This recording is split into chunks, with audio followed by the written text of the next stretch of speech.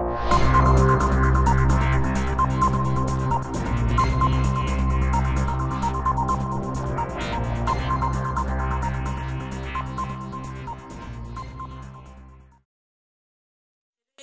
Genuine Girl, bienvenue dans Authentique Thématique. Alors aujourd'hui je vais aborder le thème Too Big or Not Too Big, donc trop gros ou pas trop gros, traduction littérale. Ça va parler de mes complexes en tant que ronde, des questions que les rondes se posent souvent, de la façon dont la société perçoit les ronds, les gros. Dites ce que vous voulez, rond, gros. D'ailleurs, oui, moi, le mot gros, j'ai eu du mal à l'utiliser pendant longtemps. Pour moi, c'est un terme péjoratif qui est souvent utilisé pour insulter. Donc voilà, ne le prenez pas mal si je dis le mot gros. Hein. Personnellement, moi, je l'utilise pour que ce soit plus clair et qu'il n'y ait pas de confusion. Parce que là, je ne vais pas parler des rondes qui ont 5 kilos en trop. Je vais vraiment parler des personnes obèses ou qui ont un surpoids vraiment assez élevé ou assez visible. Donc les questions que je me suis posées ou que d'autres rondes m'ont posées et que d'autres rondes, même des rondes youtubeuses ont posées en vidéo, c'est voilà, suis-je trop grosse pour plaire, suis-je trop grosse pour avoir un amoureux, avoir un petit ami, suis-je trop grosse pour me trouver un mari, suis-je trop grosse pour faire des vidéos sur YouTube, c'est aussi, suis-je trop grosse pour faire du sport, pour devenir modèle photo, pour devenir mannequin, voilà, etc. etc. Donc on a l'impression d'être limité dans nos actes, dans nos actions, à cause de ce surpoids. Donc moi, ce que j'ai pu constater dans mon vécu, c'est que tout est dans la tête. Et que mentalement, on se met pas mal de barrières. Pour moi, jamais un surpoids, jamais des kilos en trop ont empêché une femme d'être aimable, d'être appréciée par la gente masculine, d'être appréciée par ses proches. Ce n'est pas le surpoids en lui-même qui va parfois gêner l'interaction avec les autres, gêner les relations amoureuses ou amicales. Pour moi, c'est vraiment les barrières qu'on se met, j'en suis convaincue. Vraiment, vraiment, vraiment, tout le monde est digne d'être aimé, quelle que soit son apparence physique. Donc on arrête de me dire que quand on est ronde, on a plus de mal à trouver quelqu'un. Ce n'est pas vrai. Pareil pour tout ce qui est modeling, mannequinat, etc. Bon, c'est vrai qu'effectivement, il y a peut-être moins de demandes à ce niveau-là, mais il y a pas mal de rondes qui font des photos, qui font des défilés, des choses comme ça existe. Alors peut-être qu'il faut certaines proportions ou une certaine taille, c'est possible. Je ne me suis pas renseignée vraiment là-dessus, mais en tout cas, je pense que c'est accessible aux rondes. C'est un métier ou une activité qui est tout à fait possible quand on est ronde, enfin pour moi. Et pareil aussi pour faire du sport, voilà, c'est vraiment dommage le nombre de filles qui me disent oui, mais moi quand je vais dans une salle de sport, on me regarde de travers, on me dévisage, on me fait des remarques, etc. Alors personnellement, moi j'ai souvent fait du sport en salle et j'ai été confrontée à la discrimination, effectivement, à pas mal de rejets de la part des autres adhérents. Mais personnellement, je pense que c'est pas une excuse. Alors certes, j'ai confiance en moi, donc c'est pour ça que j'ai pu continuer, mais dans tous les cas, ça aurait pu m'arriver aussi si j'avais, je sais pas moi, un défaut physique majeur. Admettons que si j'étais mince et que j'avais, je sais pas moi, des hanches plus larges que le reste, ou que j'avais une tenue qui ne plaise pas aux autres, enfin, n'importe qui peut se faire dévisager dans une salle de sport, n'importe qui peut se prendre des remarques négatives sur sa façon de pratiquer, sa façon d'utiliser telle machine. Donc je pense qu'il ne faut pas s'arrêter à ça. C'est vrai que pas mal de gens se sont permis de me faire remarquer que par rapport à mon poids, je pourrais faire telle chose, ou que je me dépensais pas suffisamment, alors que j'avais rien demandé à personne. Et pas mal de gens sont venus me voir comme ça, en me donnant des conseils, en prenant de haut. Donc je peux comprendre le malaise qu'on puisse ressentir, mais personnellement, je pense qu'il faut passer au-dessus de tout ça. Je sais que c'est plus facile à dire qu'à faire, mais il ne faut pas se laisser démolir par certaines personnes. Il ne faut pas se mettre des barrières soi-même. Il faut d'abord au moins essayer. Au moins essayer. Pareil pour les personnes qui se posent la question, est-ce que je suis trop ronde pour m'habiller sexy? C'est la même chose. Il faut choisir les vêtements qui nous vont. il y a plusieurs styles de vêtements qui ont un effet sexy sur une femme. Tous ces vêtements ne vont pas à toutes les femmes et à toutes les morphologies, mais il y a forcément un vêtement qui vous correspond et qui va vous flatter. Je dis ça, ça s'adresse à tout le monde, même aux minces, c'est vraiment... c'est général en fait. Il y a pas mal de gens qui vont s'empêcher de, comment dire, de se faire belle parce qu'elles ont un défaut physique qu'elles pensent vraiment insurmontable et vraiment trop visible. Mais personnellement, moi, tant pis quoi, je préfère choisir des vêtements qui me plaisent, même si ça me moule un peu, ou même si finalement, c'est assez fluo. Je trouve que la vie est trop courte en fait. Si je m'habillais en foncé pour soi-disant m'affiner, etc., tout le temps, tous les jours, finalement, est-ce que ça aurait l'effet escompté? Est-ce que ça aurait vraiment un effet positif sur les autres? J'en suis pas sûre, j'ai jamais vraiment essayé, mais qu'est-ce que ça change finalement? Même à la limite, si je reçois des critiques de temps en temps, qu'est-ce que ça change à ma vie, quoi? Je veux dire, au moins je suis bien. Donc pour moi, le fait de se sentir à l'aise dans ses baskets tous les jours, de se sentir à l'aise dans ses vêtements, de se trouver jolie, de se trouver bien apprêtée, bien habillée, pour moi ça n'a pas de prix. Je préfère encore recevoir des remarques de personnes qui sont complexées elles-mêmes et qui n'acceptent pas de se mettre en valeur tout simplement, enfin qui ne veulent pas se mettre en valeur. Moi je le fais et voilà, peut-être qu'il y a des gens qui trouvent que ça ne me flatte pas, mais c'est pas grave.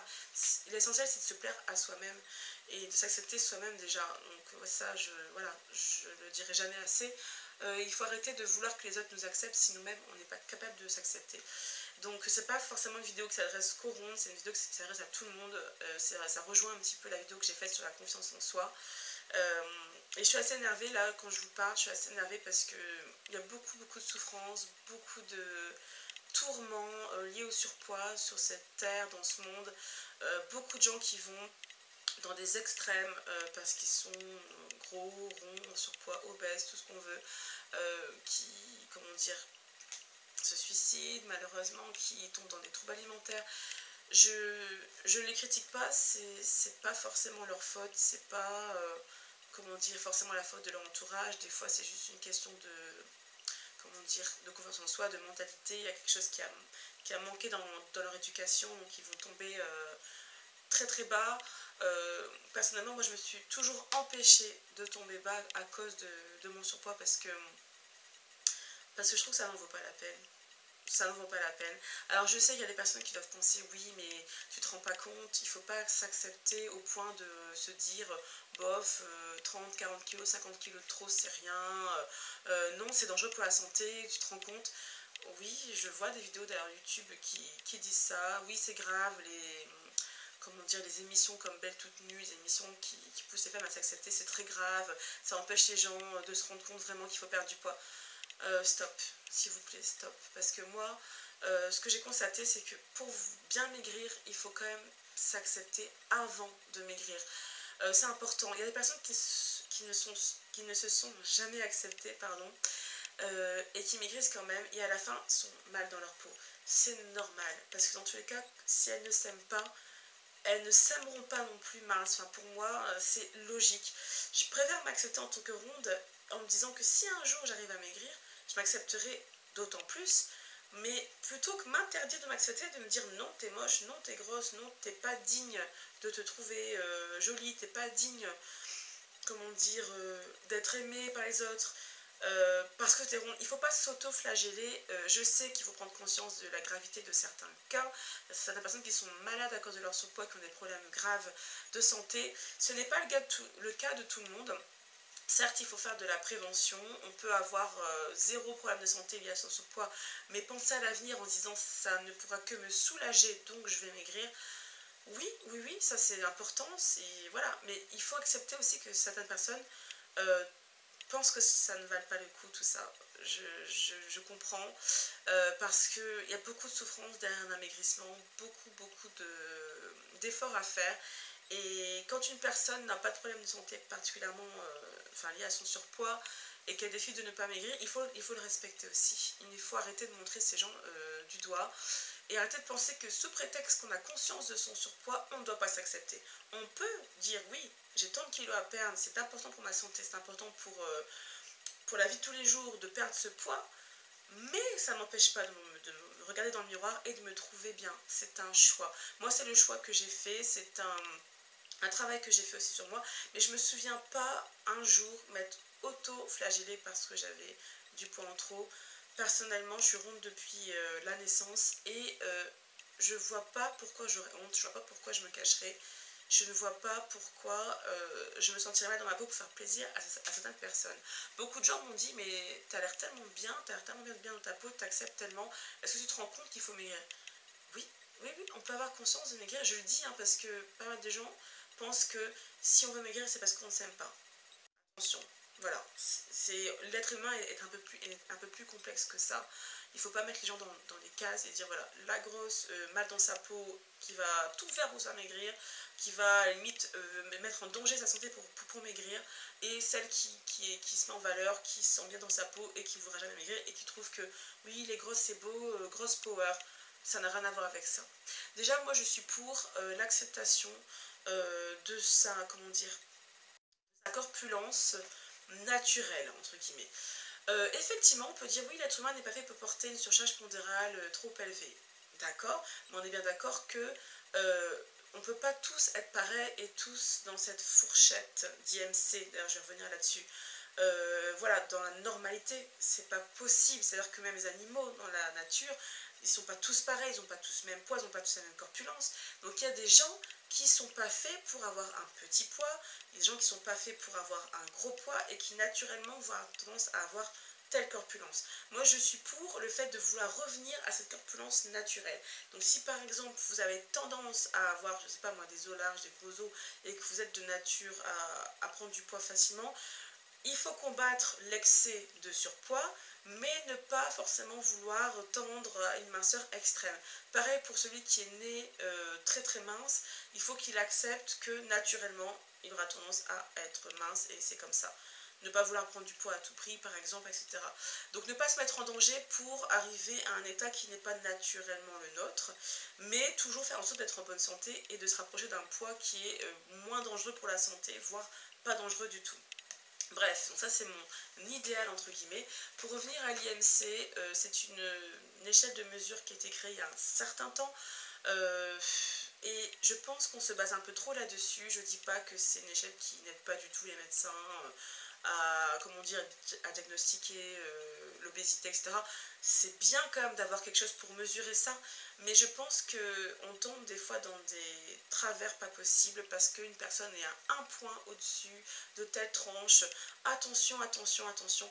Non, non, non, il faut arrêter de traumatiser les gens pour une histoire de chiffres, D'abord, regarder la personne telle qu'elle est, déjà physiquement. Ensuite, voir quels problèmes elle rencontre dans la vie quotidienne par rapport à son poids, voir la taille de ses os, voir la densité musculaire qu'elle a, etc., etc., etc. Avant de dire si la personne est en surpoids, si la personne est obèse, si la personne est trop mince, etc. Je pense qu'il faut réfléchir. On ne peut pas se baser que sur le chiffre. Or, dans la médecine, on se base que sur cette IMC. Je peux vous le dire parce que moi j'ai vu quand même pas mal de médecins. Et je trouve que ces personnes-là se fient trop à l'IMC. Il faut évoluer, il faut évoluer. Cette échelle de mesure doit évoluer. Soit il faut refaire une autre échelle de mesure, soit il faut toujours s'en servir, mais prendre du recul. Parce qu'il y a vraiment des personnes qui sont considérées comme en surpoids, par exemple, par rapport à cette IMC, et qui physiquement ne le sont pas, et voilà, qui sont minces visuellement. Donc on peut dire mais non, mais en tout cas peut-être que sa personne a l'air mince, mais son poids va abîmer ses articulations, son poids va le... C'est pas science exacte, c'est pas science exacte, il faut arrêter, c'est pas parce qu'on dépasse de 2-3 points cette tranche normale que forcément on abîme son corps. Non, ça dépend de la morphologie, ça dépend des os, ça dépend de pas mal de choses. Bref, non mais je suis assez énervée vraiment, je me suis retenue de faire cette vidéo là quand j'étais encore plus énervée. J'ai préféré prendre du recul et prendre le temps de la faire parce que je vois beaucoup de choses sur YouTube qui me gênent, je vois beaucoup de choses dans la vie tous les jours qui me gênent, beaucoup de comportements discriminatoires. Par exemple, voilà, je m'assois dans le métro, une personne s'assoit à côté de moi et me fait une réflexion parce que je dépasse et que je la gêne. Ce genre de choses-là, ces personnes-là qui se permettent d'insulter, qui se permettent de prendre de haut, sous prétexte que voilà, ils me ils voient que je suis ronde, ils voient que voilà, et puis c'est surtout que moi je vais jamais m'empêcher de vivre pour quelqu'un d'autre, donc je vais pas me lever du siège dans le métro parce que je vois que mon voisin passager est mal à l'aise. Non, je veux dire, j'ai autant de droits que les autres, et voilà, donc moi je revendique ça. À un moment donné, j'ai peut-être failli tomber dans le gross power quand j'étais adolescente, parce que j'en avais marre, vu que c'est la période où, bien sûr, pas mal de gens se sentent encore plus mal dans leur peau, en me disant, oui, de toute façon, être ronde c'est beau, être ronde c'est beau. Ça peut être ronde, effectivement, ça peut être beau, mais attention, ce n'est pas, en fait, la beauté ne se résume pas à un poids, donc c'est pas, oui, la rondeur c'est beau, la minceur c'est moche, ou la minceur c'est beau et la grosseur c'est moche. Voilà, donc là j'ai relativisé, je me suis dit, mais en fait, on peut être vraiment très très belle, même en étant très très mince, et être très très belle en étant très ronde, tout en étant moche également, en étant très ronde. Bref, donc en fait, la beauté, ce n'est pas une question de poids pour moi, et je ne prône pas du tout comment dire, le surpoids, les formes, oui, restez comme ça. Non, si vous voulez maigrir pour votre santé, c'est votre problème, c'est vous, c'est un choix. Si vous voulez maigrir pour une raison esthétique, parce que vous trouvez ça plus beau, la minceur, c'est votre choix. Ne vous mettez pas dans des situations terribles, dans des régimes horribles, dans un phénomène de yo-yo infernal. S'il vous plaît, ne faites pas ça. C'est une erreur que pas mal de gens font, et c'est très très très regrettable. Donc moi j'essaie de sortir de cet effet yo-yo et de me dire que de toute façon le mieux c'est essayer de prendre soin de sa santé avant de vouloir perdre du poids. Et donc voilà, faire tout pour se sentir bien avant tout. Et normalement, le poids devrait baisser quand on a cette démarche-là. Plutôt que d'abord penser au poids, et puis finalement être très très mal, être très malheureuse, très mal dans sa peau. Parce que finalement, si on est en dépression, parce qu'on fait un régime trop strict, parce qu'on s'est vraiment privé, parce qu'on s'est flagellé, est-ce qu'on va pas reprendre ce poids par la suite? Ou est-ce qu'on va pas finalement devenir une mince, très malheureuse et très mal dans sa peau? Donc voilà, d'abord travailler sur le mental, voilà, avant de vouloir forcément voir les chiffres baisser. En tout cas, moi c'est ce que je peux vous conseiller si vous êtes en train de perdre du poids. Bref, et puis aussi par rapport au sport, adapter l'activité sportive à votre corpulence, à votre condition physique. Toutes les rondes peuvent faire du sport, tout le monde. C'est pas une question de poids, c'est pas, voilà, je suis ronde donc je peux pas courir, je peux pas. Ça dépend de l'état de votre articulation, ça dépend de votre condition physique en général. Je vais citer à nouveau l'émission que j'adore, c'est Extreme Weight Loss, Extreme Makeover, une émission américaine en fait, où des obèses maigrissent sur une durée d'1 an grâce à un coach. Et on voit des personnes qui font plus de 200 kilos, ou même 300 peut-être pour certains, qui courent, qui font des activités sportives très très intenses, qui font comment ça s'appelle, des marathons, des choses comme ça. Donc c'est possible. Ok, c'est une émission, c'est la télé, c'est strass et paillettes, mais dans tous les cas, c'est possible. C'est pas tout le monde, mais il faut au moins essayer, demander conseil à son médecin et tester des choses avant de se dire non, non, moi je suis trop grosse pour je sais pas, faire une demi-heure de vélo. Ça ne veut rien dire du tout. Donc essayez. Quoi d'autre? Oui, il y a pas mal de mannequins grande taille qui sont connus pour leur beauté. Il ne faut pas l'oublier. De plus en plus, je trouve que la beauté ronde est mise en valeur à la télé, dans les magazines. Donc ça, il ne faut pas oublier que on est en progrès, on est en chemin, donc il ne faut pas se décourager. Il ne faut pas se dire, voilà, la norme, c'est pas d'être ronde, donc je veux atteindre la norme. Il faut se demander pourquoi on fait ça. Pourquoi on fait ça? Et est-ce que finalement, la société ne nous trouverait pas belle si nous-mêmes, on se trouvait belle? Est-ce que finalement, on ne pourrait pas inverser la tendance et faire en sorte que la société accepte toutes les femmes? Moi, je pense qu'il ne faut pas forcément attendre des magazines, attendre de la télé un changement. Il faut soi-même faire le changement au quotidien et sans faire de la pub. Oui, moi je suis ronde, moi je m'accepte. C'est juste en n'ayant pas honte de ce qu'on est et en se montrant tel qu'on est, sans se cacher. Rien que ça aide les autres à nous accepter. Enfin, en tout cas, moi c'est ce que je pratique tous les jours.